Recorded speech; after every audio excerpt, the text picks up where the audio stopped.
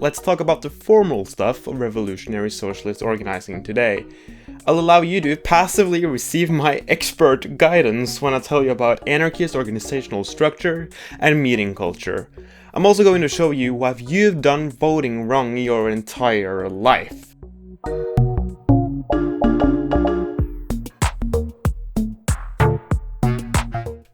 Meeting culture.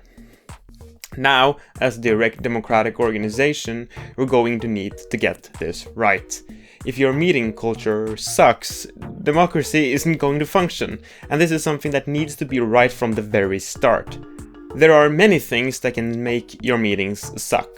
Some people might be rude and make others feel unwelcome. The agendas can be made far too late, making no one able to prepare for the meeting. The room's furniture might be placed in such a way that some people are in practice ignored in the discussions.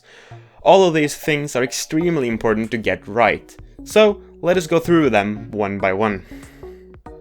It's 2019. The agendas should be created by everyone in a shared document online. This way, the members are not only able to view the document in advance, but to add topics onto it as well.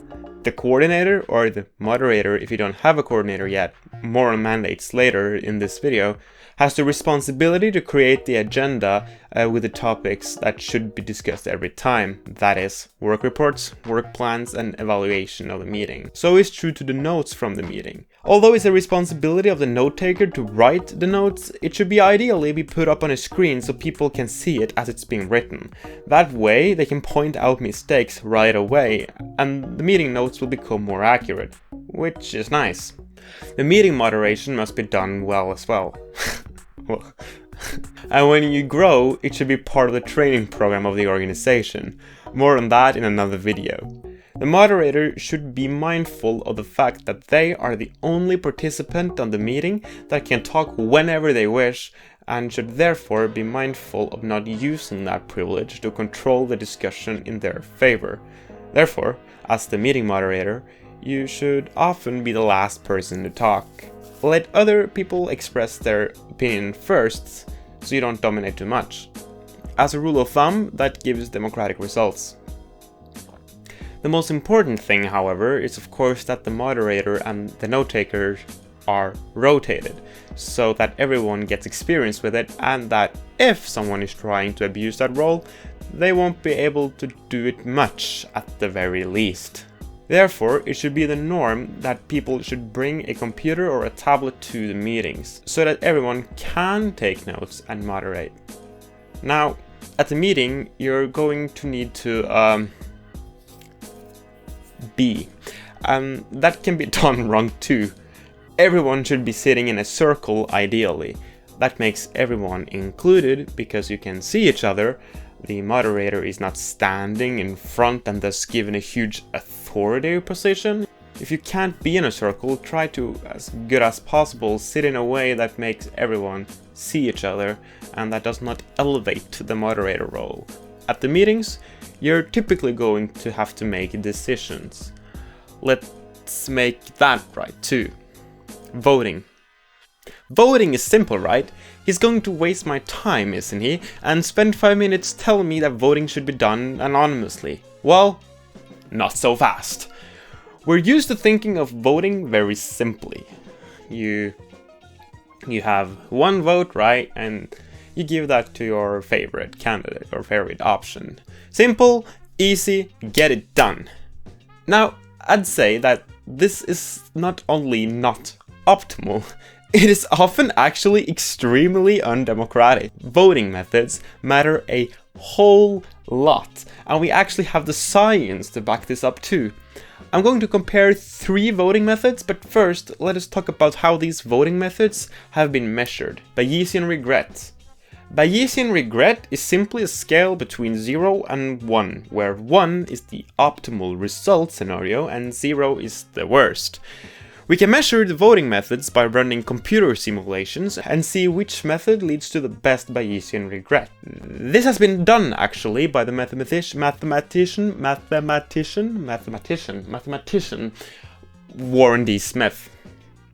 FirstPastThePost. Well, you're used to this voting method. one vote, vote for your favorite. The winner is the one that gets the most votes. This method sucks because it forces people to vote tactically. If your favorite option has no chance of winning, but a very bad one is maybe going to win, you might vote for another option that might win as lesser evil, effectively leading to a two-party system. Like, as we've seen, you know, there's this country voting for someone else than Hillary Clinton when Trump is about to fucking win is, well, in practice, voting for Trump. It's a wasted vote for Hillary. Nobody cared that you voted for Jill Stein. Okay, also, just clearly, I have no idea about what her policies were, by the way. They might suck. This is not support for Jill Stein. We can improve this significantly, quite simply, by letting you vote for as many candidates as you want, which gives us approval voting. Instead of picking one favorite, you vote for every candidate that you approve of. This massively increases the Bayesian regret, because it lets the voter express an opinion about all the candidates. And as you can see, it ranks number 2 here.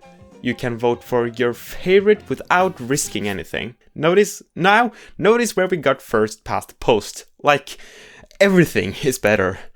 The best? Range voting, that is. Let's look at this method too. Range voting. When you partake in the degenerate act of range voting. Well, come on! The Nazis are going to find a way to call this degenerate too. What you do is give each option in the election a score in a range. For example, between -5 and 5.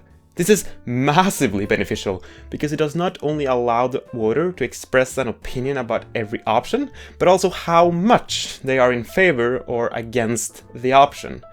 Well, this gives results that are awesome, which is why it ranks as number 1 and is my preferred voting method most of the time when important decisions are made. Now, the takeaway from this part isn't necessarily that you have to use range voting for every decision all the time. It's quite tiresome to count it, but I strongly encourage you to use it for important decisions, even when there are only 2 candidates. Get a structure, damn it! Now, horizontal organizing is awesome, but it must be just that, organized, and that is extremely hard to do without a written organizational constitution, so you gotta make one, or at least a suggestion. In this part, I do not aspire to get into every single detail that such a document should cover. No, that would take a few videos actually. Let's not do that, that would be boring.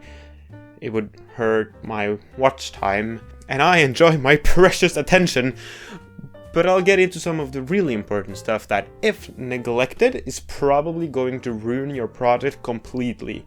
That is the admission of members, kicking members out, mandates, and a tiny bit about money. I'll make suggestions, but the most important thing is that you think about these things already now. First, the organizational structure itself. Woo! Now, an organizational structure will vary a lot by the size of what you're trying to organize, but also by its nature, so a super general answer can't be given that's foolproof in every single circumstance. But you already know that. However, I'm assuming you want direct democracy. The model I'm proposing here is one that I've actually seen work in practice in an anarchist organization at a national level, and it worked pretty well, so let's get into it. The organizational hierarchy, which, no, does not refer to a hierarchy of individuals, it is merely a decision-making process, can look as follows. At the bottom of the federation, you have the local branches, which organize general meetings. The next level is the Coordination Council, which we'll get into how it works, and the highest level is the Congress. Now, let's get into each of these. Local branches. Self-determination is awesome. So, most of the decisions made in a direct democratic organization are made here through the general meetings, which should be hosted weekly as soon as a lot of stuff is happening. It's okay to meet every other week when you're still starting out. These meetings should be able to make decisions that affect only the local branch itself, that is, decisions about activism locally. However, sometimes you need to make decisions faster than what you can do in the general meetings, and that's when you need a lightning vote. The way this worked in the organization I used to be active in is that if 10% of the local branch supported a lightning vote, everyone would get 72 hours to vote electronically. Often, you could get a decision even faster. Now, who has the responsibility to call in the members for meetings and host the lightning votes? I'm really happy you asked, because now I don't have to. The local branch has 3 mandates. It is the coordinator, which has the responsibility of calling into meetings, write the agenda for the meetings, although the suggestions for topics come from everyone, and organize votes. The local branch also needs 1 mandate to take care of the economy and 1 to update the membership list. That's 3 mandates that only administer stuff. They do not have decision-making power. Awesome. Let's move on. The Coordination Council. Some decisions do not only affect the local branch, but the entire organization. These must be made by the entire organization somehow, and calling in for a general meeting with the entire organization every time, well, it won't work. So that's why a coordination council is essential, and at first it might sound a little bit like an executive committee, but stick with me, because it's not, for a few very important reasons we'll get into now. There should be 1 representative from each local branch in the council, and that should, as we've discussed in my earlier videos, be rotated a lot. Maybe each representative only gets 2 meetings in a row. The Coordination Council should meet regularly. I suggest once a month in the beginning, right after it makes sense to have one, right? That is when you have multiple local branches, and etc. Their main task is to share activity from the branches to other branches, so the work can be coordinated. But members of the organization can also send suggestions to the Coordination Council. Maybe you want to start a campaign or something else that would involve the entire organization. What the Coordination Council does with these suggestions is that they put all of them together in a paper that makes it possible for the local branches to vote on them in general meetings. The decision-making power of the Coordination Council is thus extremely limited, but they might have the mandate to make some clearly non-controversial administrative decisions, like accepting a member, for instance.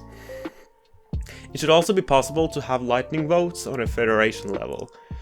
It will work mostly the same way as on the local branch. The Congress. The Congress, or the annual general meeting, is where the organization makes decisions regarding the organization's rule, platform, budget, and work plan for the following year. Here, every member of the organization, or delegates, depending on the size of the organization, will participate. There's not much unique about anarchist congresses compared to other organizations' congresses really, except that the agenda is created by everyone, not by a central committee.